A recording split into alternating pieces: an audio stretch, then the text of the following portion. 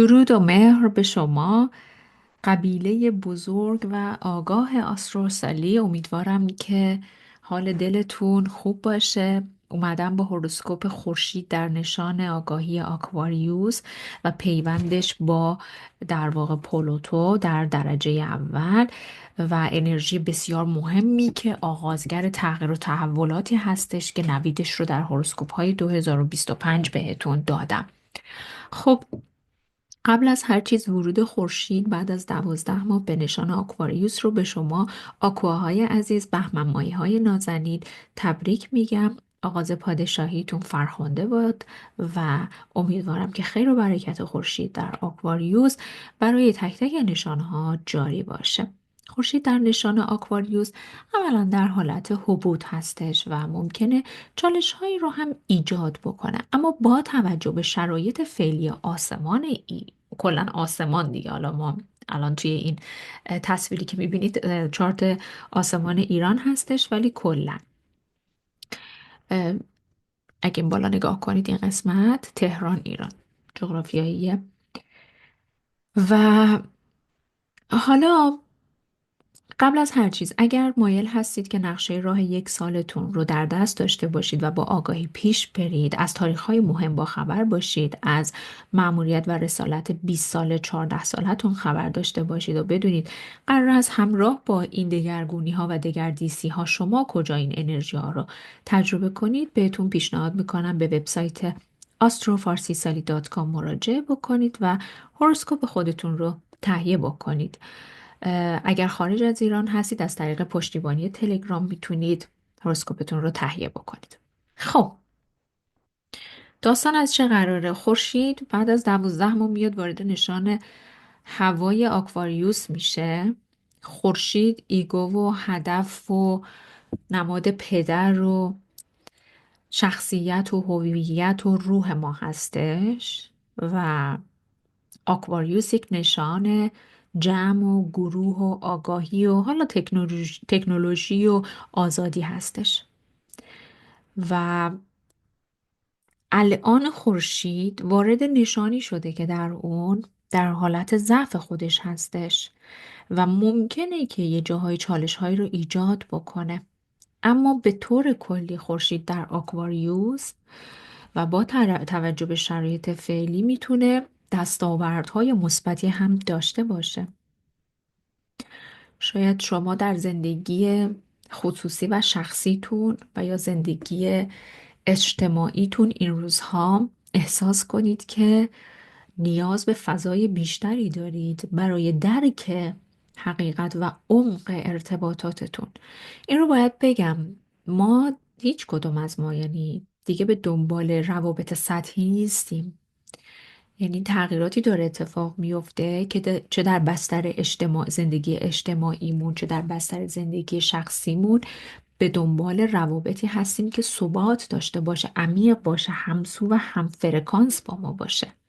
ببینید، پلوتو در نشان آکواریوس و 2 دهه قرار اینجا تغییرات و تحولات و دگردیسی ها رو به همراه داشته باشه که بخش اجتماعی و تکنولوژی رو به شدت تحت تاثیر قرار میده و آکواریوس یک نشان جمع گروه مردم خرد جمعیه. بیشک ما این تغییرات رو در بستر آگاهی و خرد جمعی لمس خواهیم کرد و قدرت دست در واقع مردم خواهد بود، چون پلوتو نمادی از قدرت هستش و خورشید هم نمادی از قدرته و فکر کنید این دوتا در همین درجات ابتدایی با هم ملاقات کردن، یعنی زایش یک قدرت بزرگ اتفاق افتاده برای تغییرات و دگرگونی ها در قسمت آکواریوس چارتمون و در بخش اجتماعیمون، در بخش جوامع بزرگتر و ممکنه خبرهای شوکه کننده، دگردیسی ها، تغییرات اجتماعی، تکنولوژی، سیستم های نتورک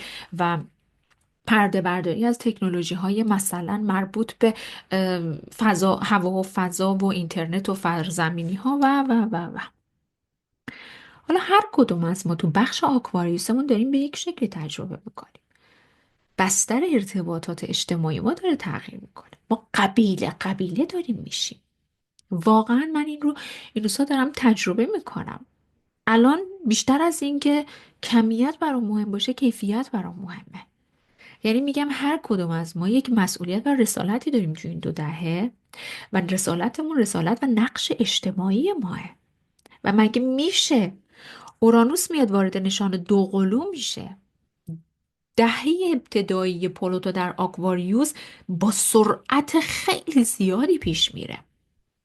دسامبر 2024 یه مثلثی رو براتون کشیدم توی هوروسکوپ های سالیانم در مورد این مثلث و همزمان شروع ارتعاش این مثلث که همزمان با انقلاب تابستانی هست براتون صحبت کردم.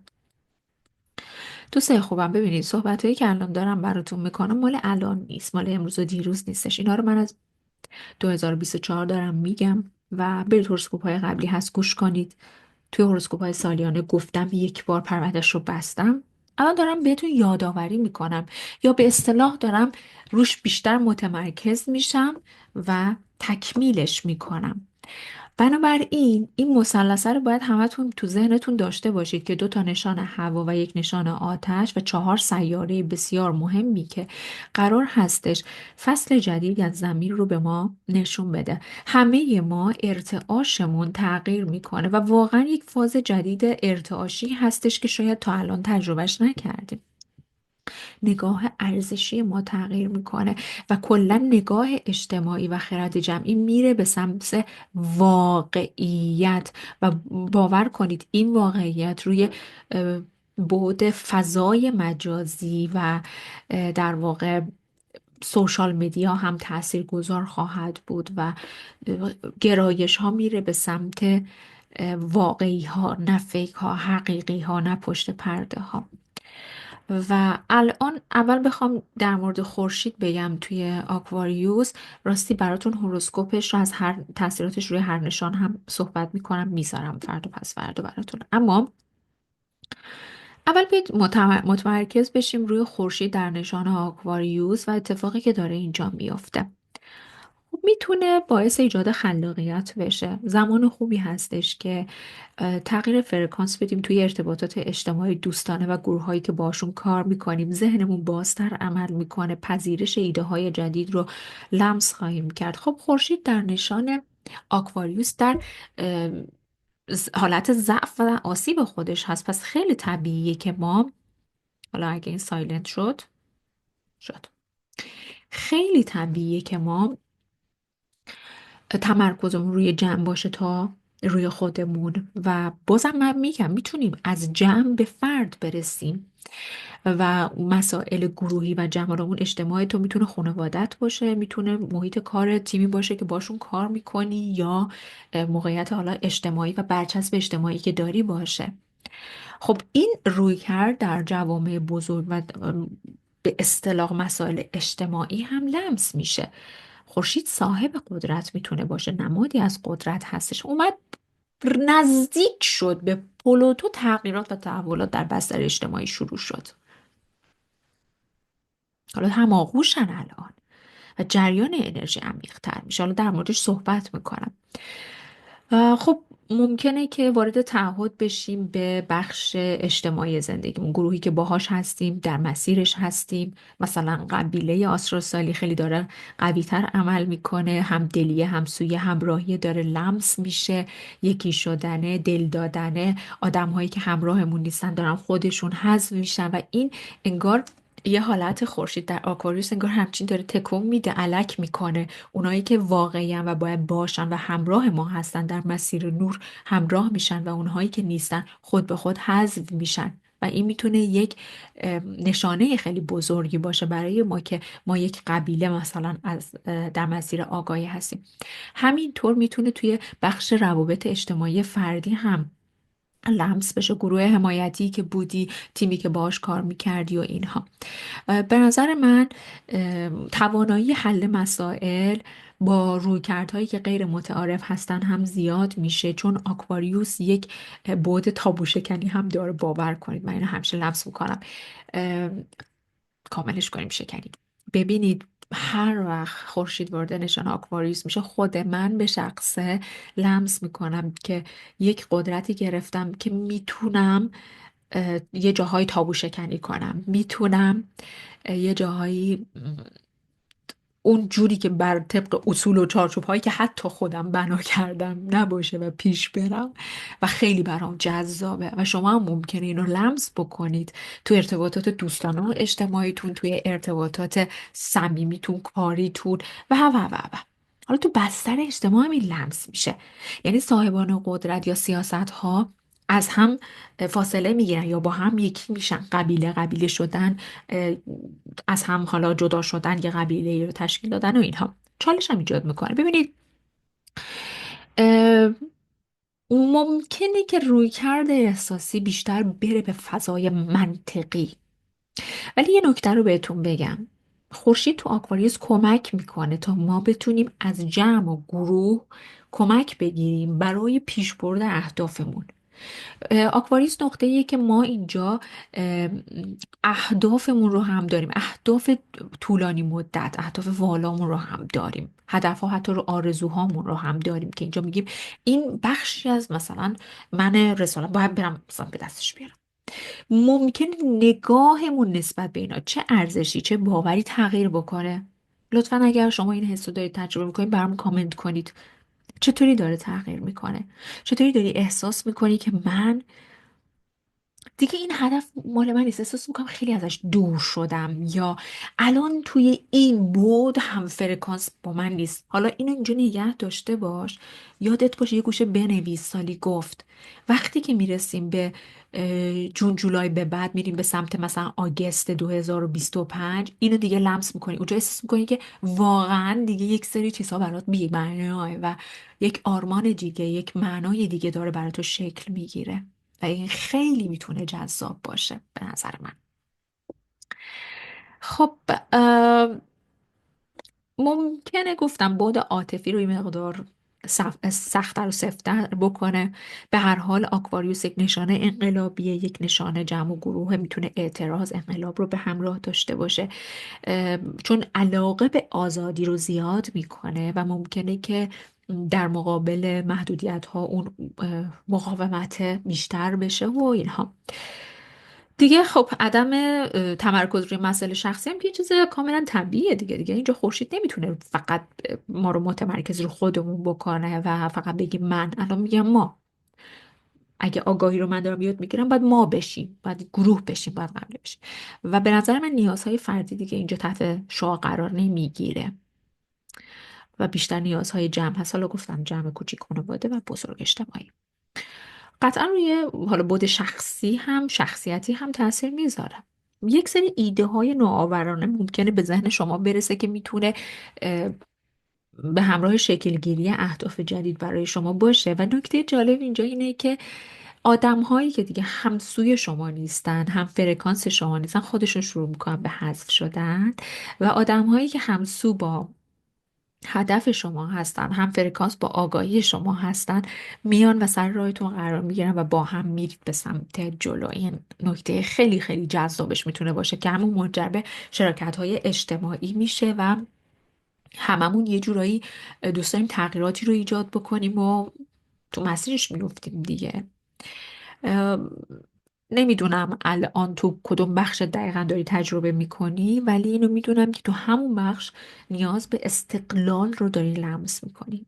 اینکه میخوام مستقل باشم، اینکه میخوام استقلال داشته باشم، اینکه میخوام آره یه جای تابو شکنی بکنم و اینها. به نظر من خورشید اینجا زمان بسیار مناسبی رو برای تو ایجاد میکنه برای بررسی ارزش‌های مشترکت، پیدا کردن راه حل‌های درست و حسابی که میتونه ریشه در گروه و جمع هم داشته باشه برای حل چالش‌ها و مشکلاتی که ایجاد شده و ایجاد تحولاتی که میتونه در بستر زندگی اجتماعی شما سوشال مدیا باشه. حالا تو مثلا اگر حالا در مورد هر نشان صحبت میکنم، اما مثلا اگر اینجا تو یک رایزینگ کوچ باشی قطعا داری این انرژی رو در بستر خونه 11 تجربه میکنی. ارتباطات اجتماعی، دوستانت، تو اگه سوشال مدیا فعالیت میکنی، تو ارتباطاتی که همسو با مثلا بود آگاهی تو هستش، گروهی که باهاشون کار میکنی ممکن چالش ایجاد کنه. و میدونید آکواریوس یک نشان حقیقت و راستی و درستیه. یه نشان آکواریوسه،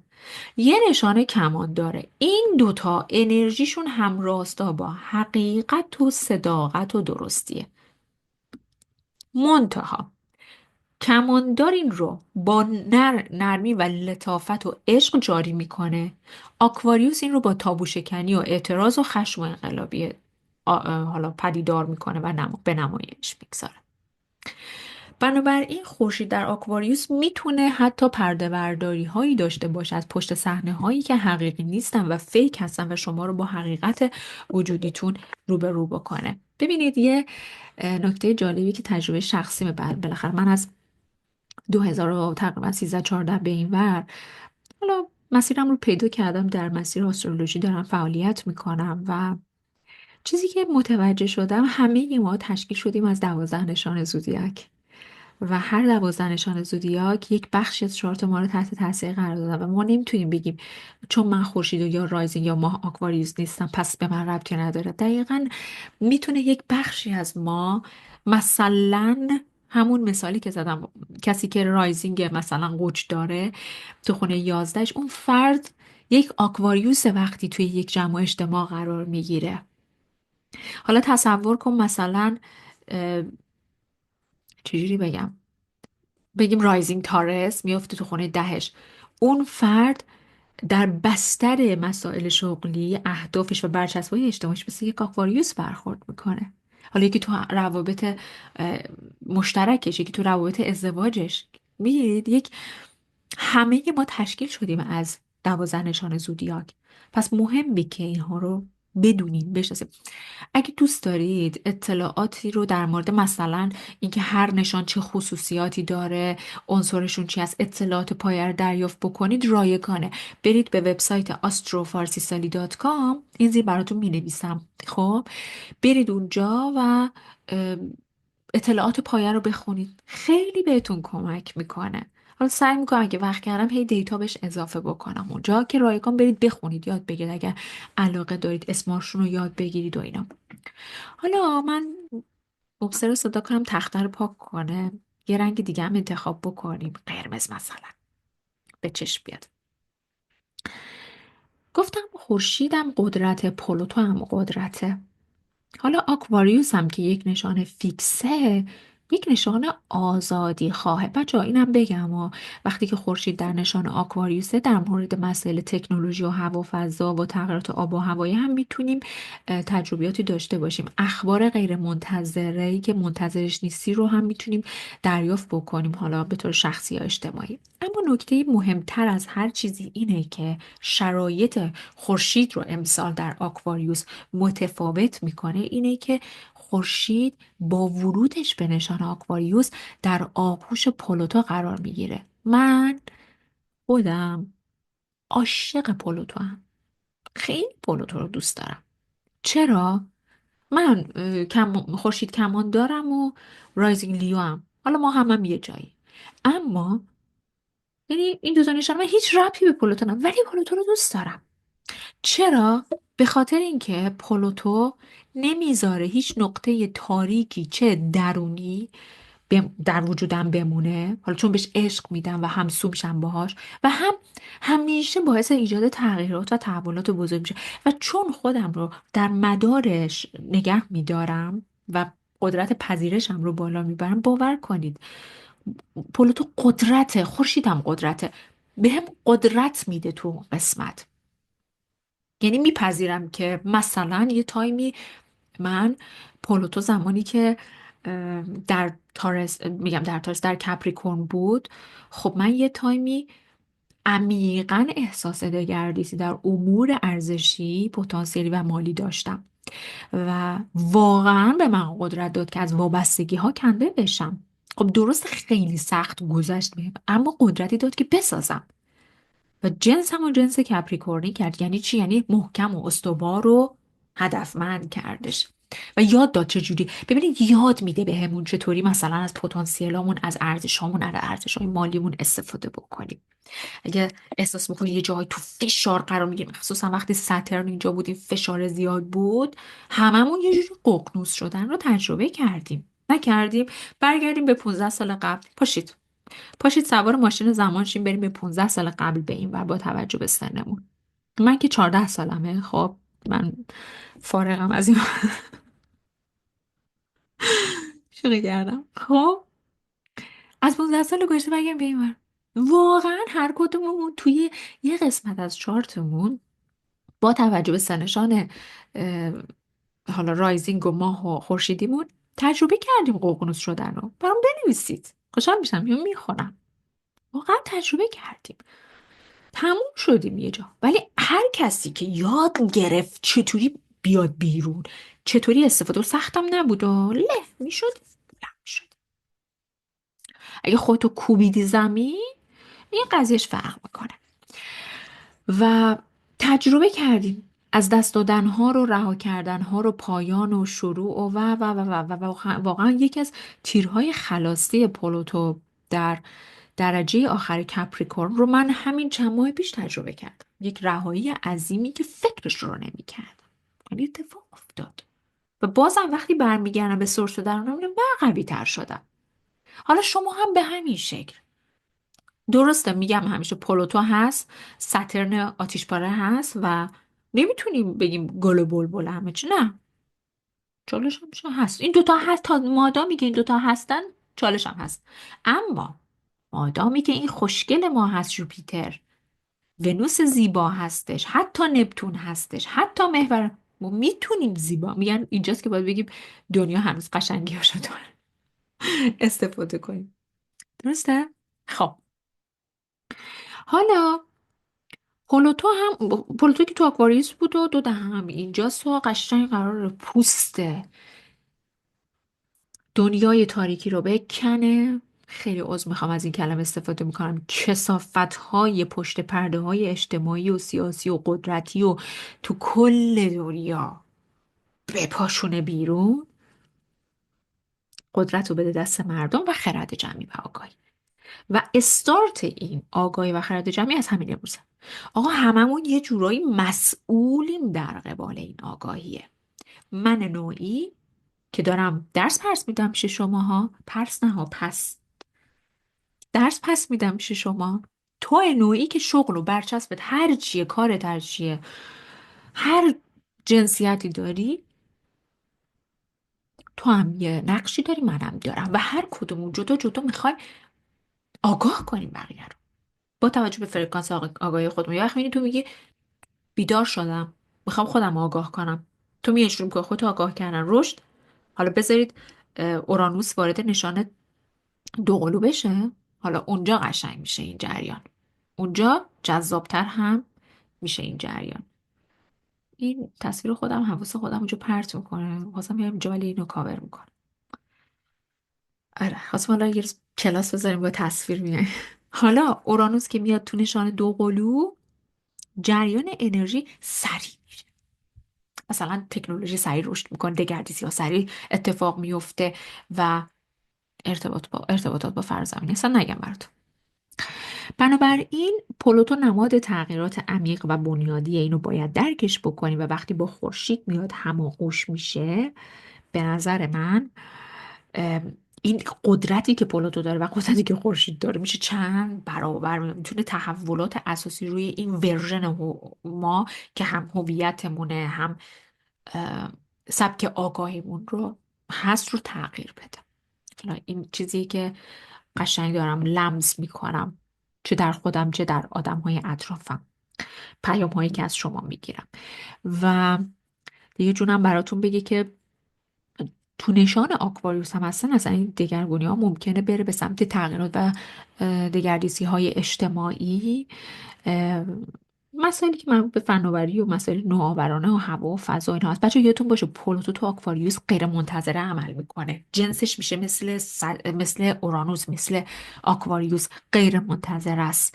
یهویی عجیب غریب ممکنه حتی باشه و دیدگاه های تازه تازه میاد که آزادی خواه هستن یا به دنبال استقلال هستن. حالا هر کدوم از ما هم ممکنه به دنبال استقلال فردی مثلا خودمون باشیم.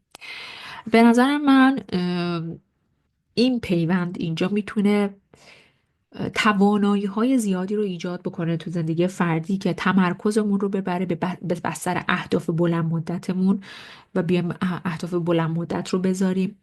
ارادمون قوی تر میشه چون خورشید اراده هستش و عمیق دلمون میخواد که مسیر جدیدی رو برای تبلور اهدافمون داشته باشیم، روابطمون رو دوست داریم عمیق بنا بکنیم، دیگه روابط سطحی برای ما، روابط اجتماعی مخصوصا سطحی دیگه پاسخگو نیستش و متوجه میشیم که آقا این گروه، این سیستم، این آدم ها همسو با من و هم فرکانس با من نیستن و من میخوام مثلا اه، تغییراتی توی ارتباطات اجتماعی ایجاد بکنم، تیمم رو عوض بکنم. آگاه میشیم دیگه، اصلا آگاه میکنه، روشن میکنه، حقایق رو نشون میده. بعد ام، حالا اتفاق خوبش اینه که از اون ور ممکنه آدم هایی که همسو و همراه شما میتونن باشن تو مسیر اهدافتون سر راهتون قرار میگیرن و باهاشون یکی میشید، هم قبیله میشید و به نظر من ایده های خلاقانه رو اینجا ایجاد میکنه. یه چیزی رو من بهتون بگم، تو بستر اجتماعیتون، زندگی اجتماعیتون دیگه اون نوع الگوهای رفتارهای قدیمیتون دیگه پاسخگو نیستش و یه چیز جالبتر این هستش که چون داره تغییر میکنه ممکنه در نقاط مختلف زندگیتون شما سایه هاتون رو زندگی بکنید، با سایه هاتون روبرو بشید، با سایه هاتون کلنجار برید و تو موقعیت های مختلف قرار بگیرید، خودتون رو کند و کاف بکنید، پیدا بکنید و بازم قدرت میده برای ساختن این ورژن جدیده. دیگرگونه های اجتماعی رو هم که گفتم دیگه، همین باعث میشه که پشت پرده ها و سایه های اجتماعی بیرون بریزه. تغییرات جمعی، گرایش های جمعی، قبیله عضو شدن توی گروه ها، همسو شدن و هم قبیله شدن ها رو تجربه خواهیم کرد. ممکنه اینجا صاحبان قدرت و جایگاهشون دستخوش تغییراتی بشن که در سطح جوامع بزرگتر هست در کل دنیا. حتی ممکنه اصلاحات سیاسی، اجتماعی، فناوری، حتی صنعت دارو رو تجربه بکنیم.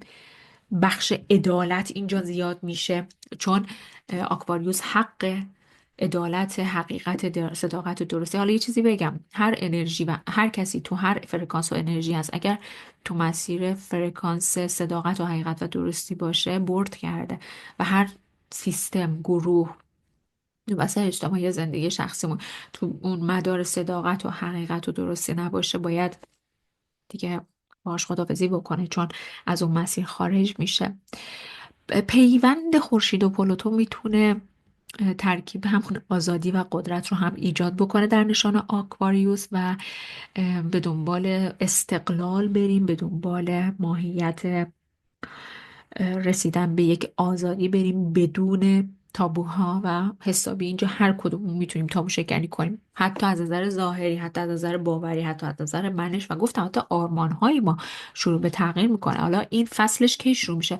زمانی که نپتون هم وارد نشان قوچ بشه دیگه. این آغاز تغییراتی هستش که حتی از نظر باوری هم تغییر میکنه. الان خیلی از شماها با توجه به کامنت هایی هم که ازتون میگیرم تو بستر اجتماعی، روابط اجتماعیتون، سیستم رفتاریتون هم داره تغییر میکنه.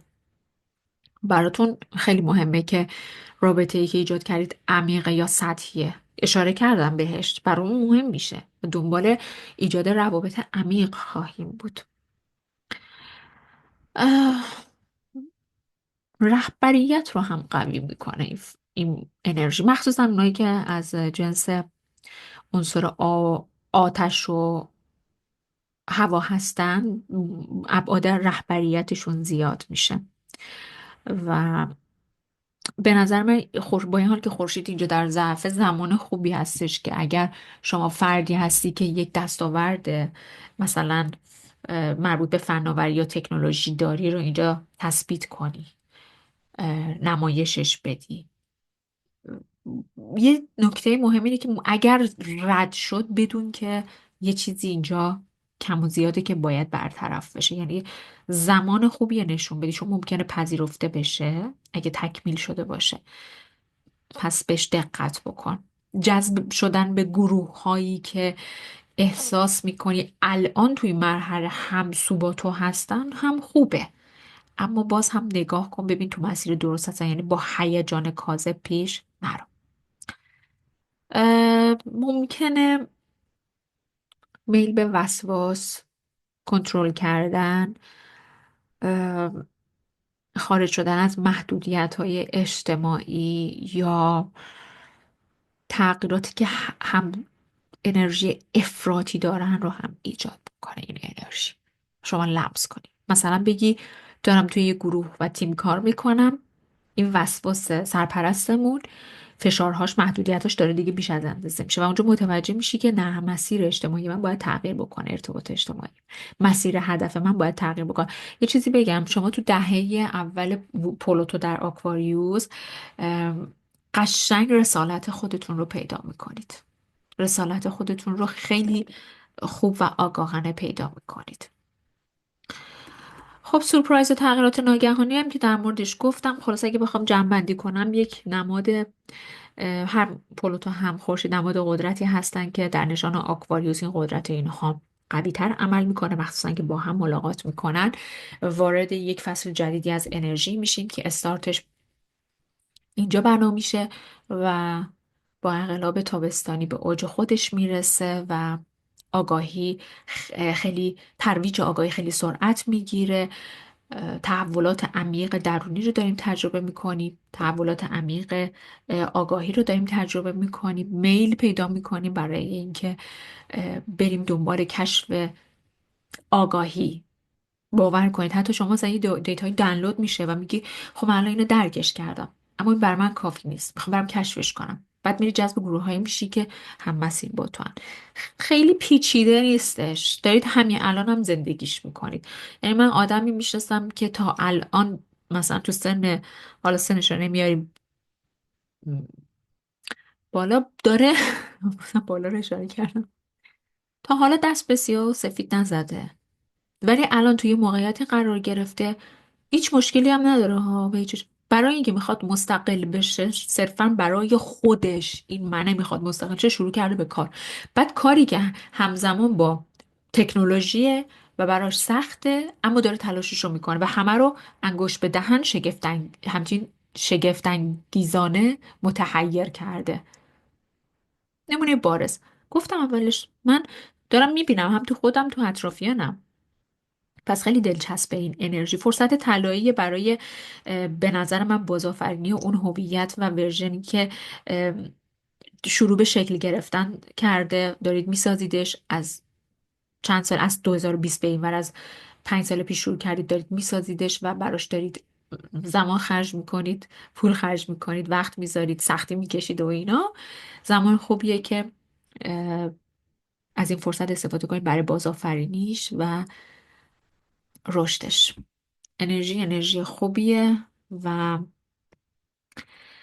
در مورد ماه در نشان عقرب هم یه اشاره بکنم.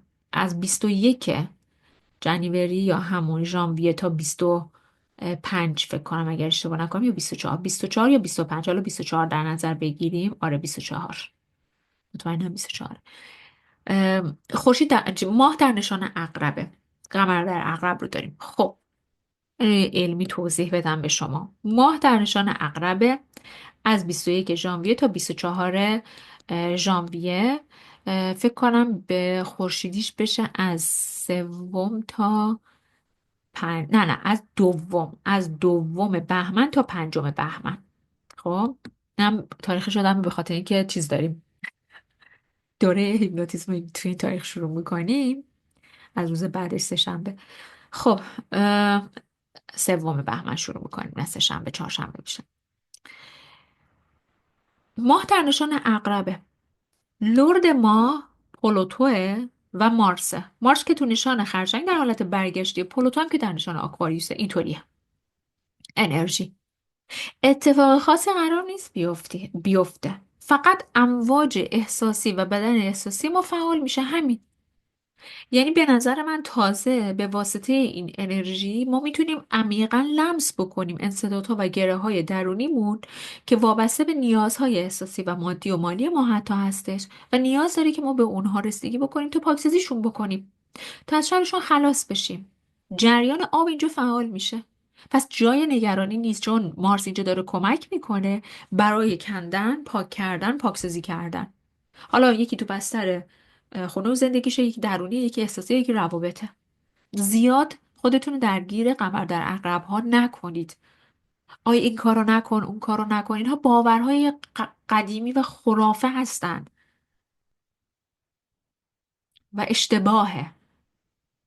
ماه زمانی که وارد نشان عقرب بشه، عنصرش آبه، اینم آبه، احساسی میشیم، درسته. ولی درسته که نباید بر پایه احساساتمون تصمیم عجولانه بگیریم، اما ما رو میبره به سفر درونی عمیقی که میتونه خیلی از گره های درونی ما رو باز بکنه، گره های مالی ما رو باز بکنه، چون کدها برامون باز میشه، راه حل پیدا میکنیم.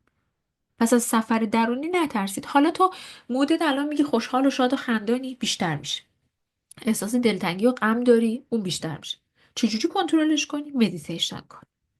پاتو بکن تو آب نمک برای 10 دقیقه، یه رو. حالت خوب میشه، تخلیه انرژی میشی و پاکسازی میشه. به خاطر همین خیلی از سوء تفاهم های ارتباطی اینجور اتفاق میفته، نه به خاطر که نحسه. شنیدم میگن نحسه و خیلی زشته این کلمه رو استفاده کردم برای این رویداد زیبا. به خاطر اینه که هر کدوم از ما میریم با یک سری از احساسات درونیمون روبرو میشیم و بلد نیستیم چجوری از این حالا احساساتمون حمایت بکنیم و متاسفانه عجله میکنیم توی بازخورد نشون دادن، عجله میکنیم توی صحبت کردن و روابطمون دچار سوء تفاهم میشه. خلاصه که اینطوری دیگه. من خیلی دوستم در مورد خورشید و پلوتو بیشتر صحبت بکنم، در مورد این تغییری که داره اساسا در الگوهای رفتاری ما اتفاق میفته، دگرگونی که شخم میزنه و هر چیزی که لابلای اون قسمت اجتماعی ما هستش میاره بیرون، قسمت درونی ما هست میاره بیرون تا باهاش روبرو بشیم و قدرت میده که عبور بکنیم. و به نظر من پلوتو هر جا باشه دیگه اون قسمت شبیه به قبل نخواهد بود به هیچ وجه، چون باعث رشد میشه. قطعا ما در طی 20 سال آینده تغییرات و تحولات در بعد فناوری و تکنولوژی خواهیم داشت. صنعت دارو تغییر میکنه و من توی هوروسکوپ های سالیانه اشاره کردم، الان اینجا میگم برید به پیدا کردن روش های خود درمانی که از روش های سنتی هستند، طب سنتی و اینها، گیاهی و اینها، تا وابسته به صنعت دارو نشید، چون کثافتکاری های صنعت دارو میاد بیرون و حتی همونطور که اشاره کردم به پشت پرده های کثیف مثلا سیاسی و قدرت ها و اقتصادی و اینها، حتی فناوری و سوء استفاده از فرازمینی ها. باور کنید چند روز پیش یک مقاله‌ای به دستم رسید که همین اخیراً منتشر شده در مورد اینکه اقرار کرده فرد که توی سیستم مال آمریکاست بوده و حتی 10 تا گفت، فکر کنم اگه اشتباه نکنم 10 تا بود اگه اشتباه نکنم، که فرازمین رو در اختیار دارن، باشون در ارتباط هستن و کمک میگیرن و چرا نمیان رو کار. و یا همین صنعت دارو که میتونن کمک کنن به درمان ولی سوء استفاده میکنن.